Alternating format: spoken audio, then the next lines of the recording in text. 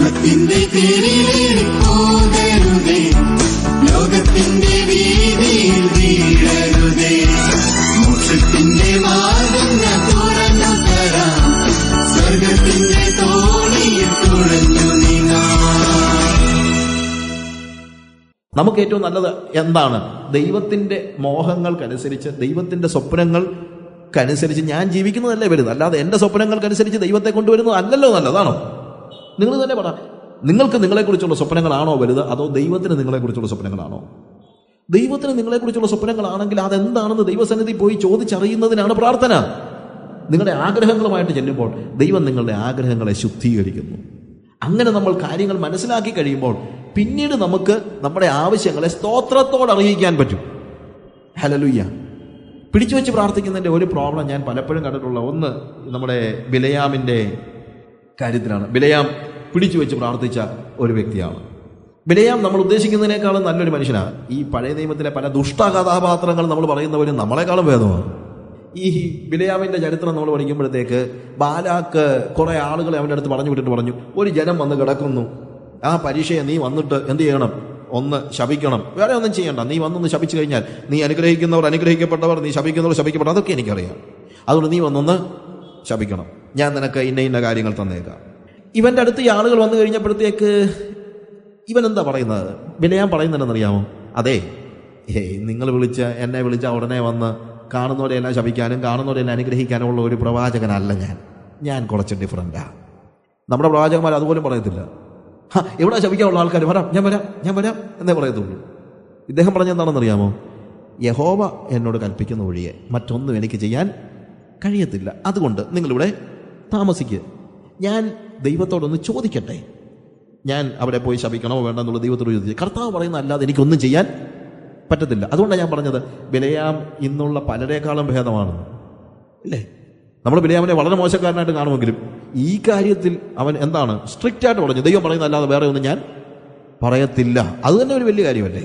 അന്ന് രാത്രിയിൽ ഇവൻ്റെ അടുത്ത് ദൈവം പ്രത്യക്ഷനായി. ദൈവം ചോദിച്ചു, ആരാടാ അതിണ്ണയ്ക്ക് കിടക്കുന്നത്? ഇങ്ങനെയൊക്കെ ആയിരിക്കും ദൈവം ചോദിക്കുന്നത്. നമ്മുടെയൊക്കെ ചിന്തയെന്ന് പറഞ്ഞു കഴിഞ്ഞാൽ ദൈവം ഈ എക്കോയിലൂടെയൊക്കെ നമ്മുടെ ഈ ജീസസ് ഫിലിമിലൊക്കെ കാണുമ്പോൾ മകനെ മകനെ മകനെ മകനെ എന്നൊക്കെ അങ്ങനെയൊക്കെ സംസാരിക്കുന്നത്. അങ്ങനെയൊന്നുമില്ല. കർത്താവ് വളരെ കൂളായിട്ട് സംസാരിക്കുന്ന ആളാണ്. കർത്താവ് ബിലയാമിനോട് ചോദിച്ചു, എൻ്റെ ചിന്ത ആരാടാ തിണ്ണയ്ക്ക് വന്ന് കിടക്കുന്നതെന്നാ. അവ കർത്താവിനോട് വരുന്നത്, അയ്യോ അതറിയത്തില്ലേ, അത് നമ്മുടെ ബാലാക്കോ, നമ്മൾ പലപ്പോഴും പറയുന്നത് നമ്മുടെ രാജഗോപാലൻ അല്ലേ? ഇപ്പോൾ ഉള്ള രാഷ്ട്രീയ ബന്ധമെല്ലാം നമ്മുടെ മാണി സാറ്, നമ്മുടെ രാജഗോപാലൻ ഇല്ലേ? ഇതെന്താ നമ്മുടേതായത് എനിക്കറിയത്തില്ല. ബിലയാം പറയുക, നമ്മുടെ ബാലാക്കിൻ്റെ അവനെന്തിനാ വന്നത്? അല്ല, ഞാനോട് പറഞ്ഞിട്ടുണ്ട്, ഞാൻ അങ്ങനെ ചാടിക്കേറി ഒന്നും പറഞ്ഞിട്ടില്ല കർത്താവ്, നീ പറയുന്നത് ചെയ്യത്തുള്ളൂ പറഞ്ഞിട്ടുണ്ട്. അതുകൊണ്ട് ഞാൻ പറഞ്ഞു, ഒന്ന് വെയിറ്റ് ചെയ്യ്, നീ സമ്മതിക്കുകയാണെങ്കിൽ ഞാൻ ചെന്ന് അവരെ ഒന്ന് ശപിക്കാൻ വേണ്ടി. കർത്താവ് എന്ത് പറഞ്ഞു? ഒറ്റ വാക്ക്, നീ പോകരുത്, ഡോണ്ട് ഗോ. ഒരു ഡിസ്കഷനും ഇല്ല, ഒന്നുമില്ല. എന്ത് പറഞ്ഞു? പോകരുത്. അവനെക്കുറിച്ചുള്ള ദൈവത്തിൻ്റെ ഇഷ്ടം എന്താണെന്നുള്ളത് ഒറ്റയടിക്ക് ദൈവം അവനോട് പറഞ്ഞു. ഇവൻ നല്ല ചെറുക്കനാണ്. ഇവൻ പിറ്റേ ദിവസം എന്ത് ചെയ്യുന്നു? പിറ്റേ ദിവസം വന്നിട്ട് പറഞ്ഞു, ഐ എം സോറി, ഞാൻ വരത്തില്ല, ദൈവം പറഞ്ഞത് മാത്രമേ എനിക്ക് കേൾക്കാൻ പറ്റത്തുള്ളൂ. അവർ പോയി കഴിഞ്ഞു. ബിലയാമിൻ്റെ അടുത്തുനിന്ന് അവർ ചെന്ന് ബാലാക്കിൻ്റെ അടുത്ത് ചെന്നപ്പോൾ ബാലാക്ക് കൂടുതൽ മഹനീയരായ ആളുകളെയും കൂടുതൽ പണവും ഇട്ടുമൂടാനുള്ള പൊന്നും വെള്ളിയും എല്ലാം കൊണ്ടുവന്ന് പറഞ്ഞു, നീ എന്താ, ഞാൻ നിന്നെ എന്ത് വേണമെങ്കിൽ എനിക്ക് എന്തുമാത്രം നിനക്ക് തരാൻ കഴിയുമെന്ന് നിനക്ക് അറിയത്തില്ലേ? I will give you anything, just come. ഒന്ന് വന്ന്, ഞാൻ പറയട്ടെ, ഒരു കോംപ്രമൈസിന് തയ്യാറാണെങ്കിൽ ലോകം നിങ്ങളെ ഇട്ടുമൂടാനുള്ള പണം നിങ്ങളുടെ മണ്ടയ്ക്ക് കൊണ്ടിടും. അതൊരു ഫാക്റ്റാണ്. എടി, ലോകത്തിന് സംഭവം നമ്മളെ അശുദ്ധരാക്കണമെന്നേ ആഗ്രഹമുള്ളൂ. അല്ലാതെ ലോകവുമായിട്ടുള്ള നമ്മുടെയൊക്കെ പ്രശ്നം എന്താണെന്നറിയാം? നമ്മൾ ചിന്തിക്കുന്ന ലോകം വളരെ നല്ലതാണ്. പിന്നെ കഴിഞ്ഞ കാലങ്ങളിലൊക്കെ നമ്മുടെ പിതാക്കന്മാർക്ക് അത്രയും ലോകത്തെ മനസ്സിലായില്ല. ഈ the world is a misunderstood friend എന്നാണ് നമ്മുടെ ചിന്ത. No, the world is an enemy. നമ്മൾ മനസ്സിലാക്കണം, the world is an enemy. നമ്മുടെ ശത്രുക്കളെ കുറിച്ച് വേദവസം പഠിപ്പിക്കുമ്പോൾ വേദവസത്തിൽ പറയുന്നത് ലോകം, ജഡം, പിശാച്. ജ്ഞാനങ്ങാണമായി ബൈബിൾ എഴുതിയെങ്കിൽ, അതുകൊണ്ട് എന്നെ ഏൽപ്പിക്കാഞ്ഞ്, ജ്ഞാനങ്ങാണം ആയിരുന്നെങ്കിൽ പിശാച്, ജഡം, ലോകമെന്ന് എഴുതത്തുള്ളായിരുന്നു. പക്ഷേ ദൈവ ആത്മനിവേശിതരായി വേദവസം എഴുത്തുകാരൻ എഴുതിയത് ലോകം, ജഡം, പിശാച് എന്നാ. എന്നാന്നറിയാമോ? ഏറ്റവും കൂടുതൽ പേടിക്കേണ്ടത് ലോകത്തെയാ. പിശാച് ഒനിഡ ടിവിയിലെ പരസ്യം പോലെ വന്ന് നിന്നായിരുന്നെങ്കിൽ നമുക്ക് പെട്ടെന്ന് മനസ്സിലാകുമായിരുന്നു. പക്ഷേ ഇവിടെ മുന്നേ വന്ന് നിൽക്കുന്നത് എന്താണ്? ലോകത്തിൻ്റെ കോമള രൂപമാണ്, പണമാണ്, സമ്പത്താണ്, സമ്പന്നതയാണ്, മാനമാണ്, ബഹുമാനമാണ്, പദവികളാണ്, കസേരയാണ്, ഭക്ഷണമാണ്, എല്ലാമാണ്. The world is ready to give you anything if you are a man of compromise. ഒരു കോംപ്രമൈസിന് തയ്യാറാണെങ്കിൽ ലോകം നിങ്ങളെ തീർച്ചയായിട്ടും സന്തോഷിപ്പിക്കും. അന്ന് വന്നു കഴിഞ്ഞപ്പോൾ ഇവൻ ശരിക്കും ആത്മീയനാണെങ്കിൽ പറഞ്ഞേ, I am sorry, I will not come, ഞാൻ വരത്തില്ല. ഞാൻ ഇന്നലെ പറഞ്ഞല്ലോ എനിക്ക് വരാൻ കഴിയത്തില്ല. പക്ഷെ ഇവൻ പറഞ്ഞെന്നറിയാമോ? അതേ, വരണ്ടെന്നാ കർത്താവ് പറഞ്ഞു, എന്നാലും നിങ്ങൾ ഇന്നൂടെ ഒന്ന് വെയിറ്റ് ചെയ്യുക, ഞാനൊന്ന് പിടിച്ചു വെച്ച് പ്രാർത്ഥിക്കട്ടെ. ഇന്ന് രാത്രി ഞാൻ എന്ത് ചെയ്യാൻ പോകുകയാണ്? ഞാൻ പിടിച്ചു വെച്ച് പ്രാർത്ഥിക്കാൻ പോകുകയാണ്. പ്രിയമുള്ളവരെ, ദൈവഹിതം വിരുദ്ധമാണെന്ന് അറിഞ്ഞാൽ പിന്നെ എന്തിനാണ് ഈ പിടിച്ചു വെച്ച് പ്രാർത്ഥിക്കുന്നത്? അത് നാശത്തിലേ കലാശിക്കത്തുള്ളൂ, നാശത്തിലേ കലാശിക്കത്തുള്ളൂ. അവൻ പിടിച്ചു വെച്ച് പ്രാർത്ഥിച്ചു. ദൈവം പറഞ്ഞു പോ. പോ എന്ന് പറയുന്നത് മനസ്സോടെ പറഞ്ഞതല്ല, അതിൻ്റെ ടോൺ നമ്മൾ മനസ്സിലാക്കണം. ടോൺ മനസ്സിലാക്കുന്നത് നമ്മളൊരു സ്വാതന്ത്ര്യമായിട്ട് എടുക്കരുത്. ഇപ്പം പിള്ളേർ വന്നിട്ട് കളിക്കാൻ പോകാൻ വേണ്ടി നമ്മുടെ അടുത്ത് സംസാരിക്കുകയാണെന്ന് വെച്ചു, പപ്പ ഞാൻ പൊക്കോട്ടെ, ഞാൻ പോയി കളിച്ചോട്ടെ, ഞാൻ ക്രിക്കറ്റ് കളിക്കാൻ പൊക്കോട്ടെ, ഞാൻ പൊക്കോട്ടെ, ഞാൻ പൊക്കോട്ടെ എന്ന് 16 പ്രാവശ്യം പറയുമ്പോൾ ചില പാപ്പം പോടാ അവിടുന്ന് എന്ന് പറഞ്ഞു. ഓക്കെ, ഡാഡി സമ്മതിച്ചല്ലേ, പ്രൈസ് ലോർഡ്. പോടാ അവിടുന്ന് പറഞ്ഞത് ഇവൻ എന്തായിട്ടാണ് അത് ചിന്തിച്ചിരിക്കുന്നത്? അനുവാദമായിട്ടാണ് ചിന്തിച്ചിരിക്കുന്നത്. ഇതേപോലെ തന്നെ ബിലയാം പറയാണ്, ഓക്കെ, ദൈവം അനുഗ്രഹിച്ചു, ദൈവം ദയാലുവാണ്. അല്ലെങ്കിൽ ദൈവത്തിന് അറിയാം എൻ്റെ പെൺപിള്ളാരെ കെട്ടിക്കാനൊക്കെ ഉണ്ടല്ലോ, ഞാൻ ഇത്രയും നാളെ ശുശ്രൂഷ ചെയ്തിട്ട് ഒരു ഫോറിൻ ട്രിപ്പ് ഒന്നും ഒത്തിട്ടില്ല, ഇവൻ എങ്ങും പോകണ്ട, ഇവിടെ കൊണ്ട് തരിക ഇത്രയും പൈസ. ദൈവത്തിൻ്റെ ഒരു കരുണയെ. അവൻ പോകുന്ന വഴിയിൽ യഹോവയുടെ ദൂതൻ അവന് വിരോധമായി, അവനെതിരായി വന്നു നിൽക്കുന്നത് നമ്മൾ കാണുന്നത്. ദൈവം പറഞ്ഞു വിട്ടതൊന്നുമല്ല അവൻ. ചില ആളുകളൊക്കെ എന്നോട് ചോദിക്കാറുണ്ട്, അല്ല ബ്രദർ പറഞ്ഞൊക്കെ ശരിയാണ്, ദൈവത്തിനൊരു പെർഫെക്റ്റ് വില്ലുണ്ട്, പക്ഷേ ദൈവത്തിനൊരു പെർമിസീവ് വില്ലില്ലേ? പെർഫെക്റ്റ് വില്ലനുസരിച്ച് ഞാൻ പോകാൻ പാടില്ല, പക്ഷേ ദൈവത്തിൻ്റെ ഒരു പെർമിസീവ് വില്ലനുസരിച്ച്. ദൈവത്തിന് അങ്ങനെ 2 വില്ലൊന്നുമില്ല. ദൈവത്തിന് ഒന്നേ ഉള്ളൂ, നന്മയും പൂർണ്ണതയും പ്രസാദവും ഉള്ള ഒരു ഹിതം. It is only one will. Permissive വില്ല് നമ്മൾ പിടിച്ചു വെച്ച് വാങ്ങിക്കുന്നതാണ്, അത് അപകടമാണ്. ദൈവം നിനക്കെതിരായിട്ട്, അവിടെ എഴുതിയിരിക്കുന്നത് അങ്ങനെയാണ്, the Angel of the Lord was against him. അവൻ എതിരായിട്ട് വന്ന് നിൽക്കുകയാണ്, വഴി തടഞ്ഞു നിൽക്കുകയാണ്. ഒരിക്കലും അതിനു വേണ്ടി പോകരുത്. പിടിച്ചു വെച്ച് പ്രാർത്ഥിക്കുന്ന പരിപാടി നിർത്ത്. ദൈവത്തോട് ചോദിക്കും, കർത്താവേ, എന്നെക്കുറിച്ചുള്ള നിന്റെ ഇഷ്ടം എന്താണ്? എന്നെക്കുറിച്ചുള്ള നിന്റെ സങ്കല്പം എന്താണ്? എന്നെക്കുറിച്ചുള്ള നിന്റെ സ്വപ്നം എന്താണ്? അത് മതി എനിക്ക്. എന്നെക്കുറിച്ചുള്ള എൻ്റെ സ്വപ്നമല്ല, എന്നെക്കുറിച്ചുള്ള നിന്റെ സ്വപ്നം. പ്രിയമുള്ളവരെ, അപ്പോഴാണ് നമ്മൾ സ്തോത്രത്തോടുകൂടെ നമ്മുടെ ആവശ്യം ദൈവത്തെ അറിയിക്കാനായിട്ട് നമുക്ക് കഴിയുന്നത്. പിടിച്ചു വെച്ച് പ്രാർത്ഥിക്കുന്ന അവസ്ഥയല്ല. പ്രത്യുത എന്താണ്? അവൻ്റെ ഇഷ്ടത്തിന് വേണ്ടി എന്നെ സമർപ്പിച്ചിട്ട് അവൻ്റെ ഇഷ്ടം എന്നിൽ നിർവഹിക്കപ്പെടേണ്ടതിന് വേണ്ടി എന്നെ ഏൽപ്പിച്ചു കൊടുക്കുന്നതാണ് ശരിക്കും പ്രാർത്ഥന എന്ന് പറയുന്നത്. എൻ്റെ വന്യമായ മോഹങ്ങളെല്ലാം പിടിച്ചെടുക്കാനായിട്ട് ദൈവത്തെ ഉപയോഗിക്കുന്ന ആ പരിപാടി നിർത്തണം. We want to see that we are praying so that God will reveal us His will about us. നമ്മളെക്കുറിച്ചുള്ള ദൈവത്തിൻ്റെ ഇഷ്ടം എന്താണ് എന്നുള്ളത് മനസ്സിലാക്കാനായിട്ട്, പറയാനായിട്ട് ദൈവത്തിൻ്റെ സന്നിധിയിലേക്ക് ചെല്ലുകയാണ്. ജാതികൾ, നിങ്ങൾ പ്രാർത്ഥിക്കുമ്പോൾ ജാതികളെ പോലെ അരുത്. ജാതികളുടെ പ്രശ്നം എന്താണ്?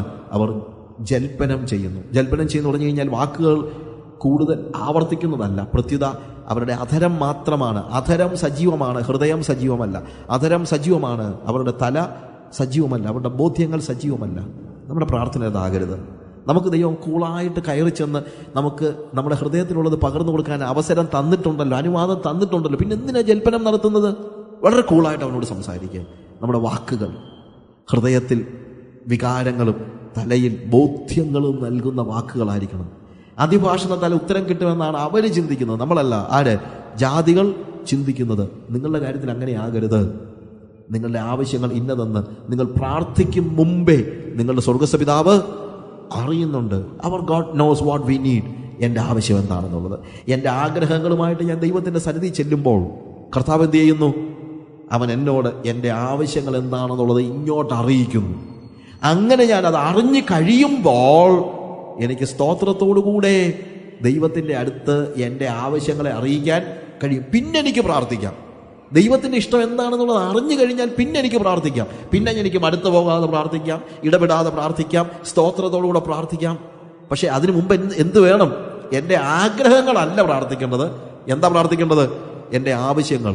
ആ ആവശ്യം എന്താണെന്നുള്ളത് ഞാൻ അറിയണം എന്നുള്ളതാണ്. നിങ്ങളുടെ പിതാവിന് നിങ്ങളുടെ ആവശ്യങ്ങൾ അറിയാം. ഇനി നിങ്ങൾ വ്യാകുലപ്പെടേണ്ട കാര്യമില്ല. അവിടെ പെട്ടെന്ന് ഞാൻ പറയട്ടെ, ജാതികളുടെ പ്രശ്നം താഴോട്ട് നമ്മൾ വായിക്കുമ്പോൾ അവിടെ ജാതികളുടെ മറ്റൊരു വലിയ പ്രശ്നം പറയുന്നത് അവർ വിചാരപ്പെടുന്നതാണ് എന്നുള്ളതാണ്. ആകയാൽ എന്ത് തിന്നും എന്ത് കുടിക്കും എന്ന് നിങ്ങൾ വിചാരപ്പെടരുത്. ഈ വകയൊക്കെയും ജാതികൾ അന്വേഷിക്കുന്നു. നിങ്ങളുടെ സ്വർഗസ്ഥ പിതാവ് ഇതൊക്കെയും നിങ്ങൾക്ക് ആവശ്യമെന്ന് അറിയുന്നുവല്ലോ. അതുകൊണ്ട് നിങ്ങൾ എന്ത് ചെയ്യുക? മുമ്പേ അവൻ്റെ രാജ്യവും നീതിയും അന്വേഷിക്കുക. അതോടുകൂടെ ഇതൊക്കെയും നിങ്ങൾക്ക് കിട്ടും. ഇല്ലേ? ഇതൊക്കെയും എന്ന് പറയുമ്പോഴത്തേക്ക് നിങ്ങളുടെ ആവശ്യങ്ങൾ നിങ്ങൾക്ക് കിട്ടുമെന്നാണ് പറയുന്നത്. നിങ്ങളുടെ ഗ്രീഡ്സ് അല്ല, യുവർ നീഡ്സ്. നമ്മൾ വേദപുസ്തകത്തെ പല സമയത്തും ഉണ്ടല്ലോ, അതിൻ്റെ മുകളിലും താഴെയുള്ള വാക്യങ്ങളൊക്കെ മനസ്സിലാക്കാതെയാണ് നമ്മൾ പലപ്പോഴും സംസാരിക്കുന്നത്. നമ്മൾ പറയും വേദപുസ്തകത്തിൽ കൃത്യതയോടെ പറഞ്ഞിട്ടുണ്ട്, നിന്റെ ഹൃദയത്തിലെ ആഗ്രഹങ്ങളൊക്കെയും അവൻ സാധിപ്പിച്ച് തരും. ഇല്ലേ ബ്രദറെ? അങ്ങനെ എഴുതിയിട്ടുണ്ടല്ലോ. ഇല്ലേ? ഉണ്ട്. പക്ഷെ അവിടെ എഴുതിയിരിക്കുന്നത് എന്താണെന്നറിയാമോ? Delight in the Lord and he will fulfil the desires of your heart. യഹോവയിൽ തന്നെ രസിച്ചു കൊള്ളുക, അവൻ നിന്റെ ഹൃദയത്തിലെ ആഗ്രഹങ്ങളെ സാധിപ്പിച്ചു തരും. ആദ്യത്തേത് നമ്മൾ പറയത്തില്ല. യഹോവയിൽ തന്നെ രസിച്ചു കൊള്ളുക എന്നുള്ളത് നമ്മൾ പറയത്തില്ല. രണ്ടാമത്തേത് പറയും. കാര്യം നമുക്ക് ഇഷ്ടമുള്ള ഭാഗങ്ങൾ വെച്ചാണ് നമ്മൾ എപ്പോഴും വേദവസ്തം വ്യാഖ്യാനിക്കുന്നത്. So if your delight is in the Lord, യഹോവയിലാണ് നിങ്ങളുടെ രസമെങ്കിൽ, ഡിസ്റ്റോർട്ടഡ് ആണെങ്കിൽ പ്രശ്നമായി. നിങ്ങളുടെ ആഗ്രഹങ്ങളിൽ ഡിസ്റ്റോർഷൻ ഉണ്ടെങ്കിൽ ദൈവം നിങ്ങളുടെ ഹൃദയത്തിന്റെ ആഗ്രഹങ്ങളെ സാധിപ്പിച്ചു തരണം നിർബന്ധമില്ല. അപ്പോൾ യഹോവയിൽ തന്നെയാണ് രസിക്കുന്നതെങ്കിൽ നിങ്ങളുടെ ഹൃദയത്തിലെ ആഗ്രഹങ്ങളെ ദൈവം സാധിപ്പിച്ചു തരും. യഹോവയിൽ തന്നെ രസിക്കുന്നവന്റെ ഹൃദയത്തിലെ ആഗ്രഹവും യഹോവയായിരിക്കും. യഹോവയിൽ തന്നെ രസിക്കുന്നവൻ വേറൊന്നും ആഗ്രഹിക്കുന്നില്ലല്ലോ. അത് നമ്മൾ ആലോചിക്കണം. ഇപ്പം കൊച്ചു പിള്ളേരോട് ചോദിക്കുകയാണെന്ന് വെച്ചോ, വാട്ട് ഈസ് യുവർ ഡിലൈറ്റ് എന്ന് ചോദിച്ചാൽ അവർ പറയും ഐസ്ക്രീം. ഞാനൊരു കൊച്ചിനോട് ചോദിക്കുകയാണ്, നിനക്ക് എന്നാ വേണ്ടെന്ന് ചോദിച്ചാൽ കൊച്ചെന്താ പറയും? ഐസ്ക്രീം. കാര്യം കൊച്ചിന്റെ ഡിലൈറ്റ് എന്തിലാണ്? ഐസ്ക്രീമിനാണ്. നമ്മളോട് ആരോടും നീ എന്തോ വേണേ ചോദിച്ചോ മോനെ, ഞാൻ നിനക്ക് തരാമെന്ന് പറഞ്ഞു കഴിഞ്ഞാൽ കൊച്ചൊരിക്കലും പറയത്തില്ല എനിക്ക് നാഷണൽ ഹൈവേയുടെ സൈഡിൽ 10 സെന്റ് വസ്തു വേണമെന്ന് കൊച്ചൊന്നും ഒരിക്കലും പറയത്തില്ല. പറയൂ? 3 വയസ്സുള്ള കൊച്ചിനോട് ചോദിക്കുകയാണ്, മോനെ എന്ത് വേണേ ചോദിച്ചോ എന്ന് പറഞ്ഞാൽ ഉടനെ കൊച്ചെന്തോ എന്നാൽ പിന്നെ നാഷണൽ ഹൈവേയുടെ സൈഡിൽ എനിക്ക് ഒരു 1 ഏക്കർ വസ്തു വാങ്ങിച്ചാൽ തരാം എന്ന് പറയൂ? പറയത്തില്ല. കാര്യം കൊച്ചിന്റെ ഡിലൈറ്റ് അതല്ല. വേറൊരാൾ നിങ്ങളോട് പ്രായമുള്ള അല്ലെങ്കിൽ കഴിവുള്ള ഒരാൾ അല്ലെങ്കിൽ ടാറ്റായ പിള്ളായോ നിങ്ങളുടെ അടുത്ത് വന്ന് ചോദിക്കുകയാണ്, യു ക്യാൻ ആസ്ക് എനിത്തിങ്. നിങ്ങളെന്താ പറയും? ഒരു ഐസ്ക്രീം വാങ്ങിച്ചു തരാമോ എന്ന് ചോദിക്കുമോ? ഇല്ല. ഇതേപോലെ തന്നെ നിങ്ങളുടെ ഡിലൈറ്റ് എന്താണോ, നിങ്ങൾ എന്തിലാണോ രസിക്കുന്നത്, അത് മാത്രമേ നിങ്ങൾ എന്ത് ചെയ്യത്തുള്ളൂ? ചോദിക്കത്തുള്ളൂ. യഹോവയിൽ തന്നെ രസിച്ചു കൊള്ളുക എന്ന് പറയുന്നവൻ്റെ അടുത്ത് കർത്താവ് എന്നിട്ട് ചോദിക്കുക, നിനക്ക് എന്താ വേണ്ടത് എന്ന് ചോദിക്കുമ്പോൾ അവൻ പറയുന്നത്, ഒന്ന് മാത്രം ഞാൻ ആഗ്രഹിക്കുന്നു, യഹോവയുടെ മനോഹരത്വം കാണുവാൻ.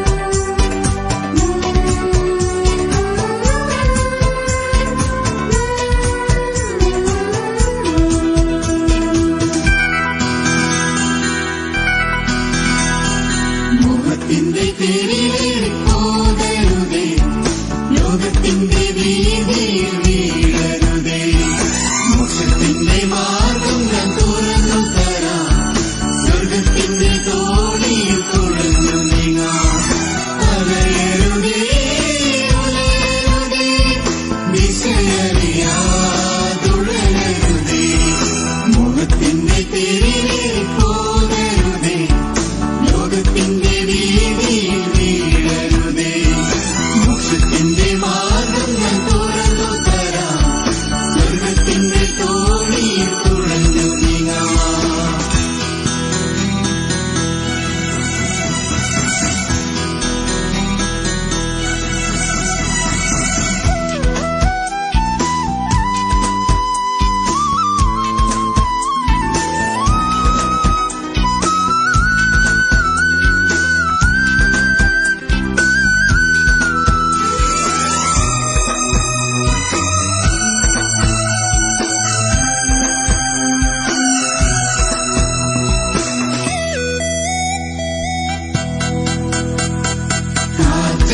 അവനണയ്ക്കും.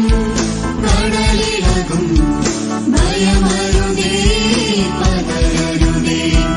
തോണി കന്നമരത്ത് മയങ്ങുന്നവൻ യേശുവല്ലേ, വിളിച്ചുണർത്താം. കാറ്റും കടലും അവൻ തടുക്കും, ദ്രോവിൻ തീരെ അവനണയ്ക്കും. കാറ്റും കടലും അവൻ തടുക്കും, ദ്രോവിൻ തീരെ അവനണയ്ക്കും. ദ്രോവിൻ തീരെ അവനണയ്ക്കും. മോഹത്തിന്റെ പേരിലേറി പോകരുതേ, ലോകത്തിന്റെ